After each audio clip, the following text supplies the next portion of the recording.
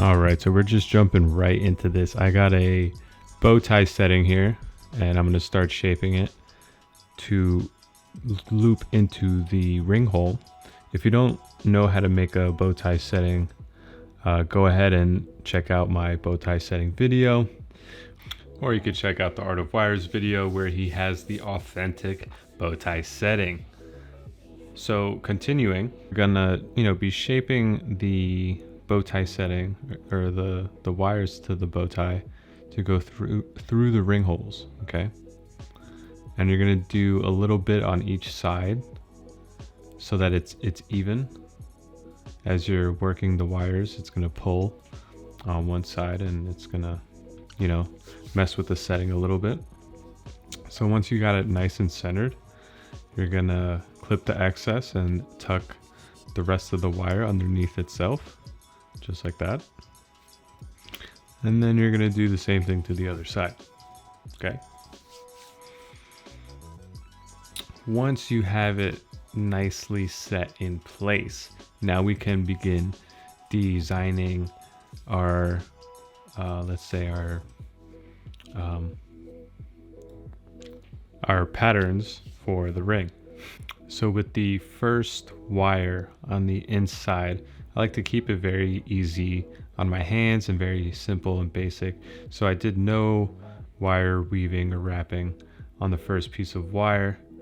Peep how I clipped that piece of wire, holding it with my pinky and my ring finger. Very, very intelligent wire working right there. And then we're just going to do the same thing to the other side. Just simply bending it over, clipping it. Look at the precision. And then push it through the ring hole and tuck it underneath itself, as we always do.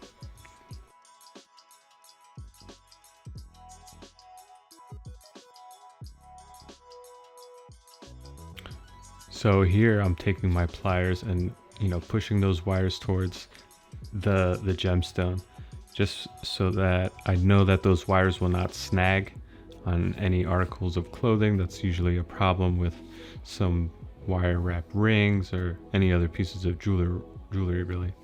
So on the next piece of wire, I am using a 30 gauge and wrapping a coil around the next piece of copper, keeping it real easy, light on the hands.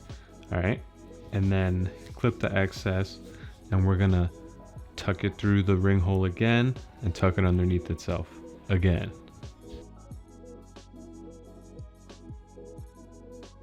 So yeah, peep the tucking right here. Lots of tucking action, and then pushing those wires towards the gemstone again, just to keep that pattern continuing.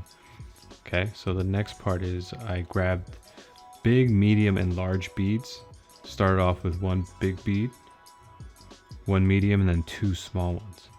So it has a ascending vibe to it. And we're just going to do the same thing with the wires that we've been doing, looping it through the ring, tucking it underneath itself, and pushing the wires towards the gem. And on the last part, the last two pieces of wire, keeping it real easy on the hands, I used a 22 gauge half round wire, did a coil around those last two pieces of wire, and tucked the copper wires through the ring hole, tucked it in on itself.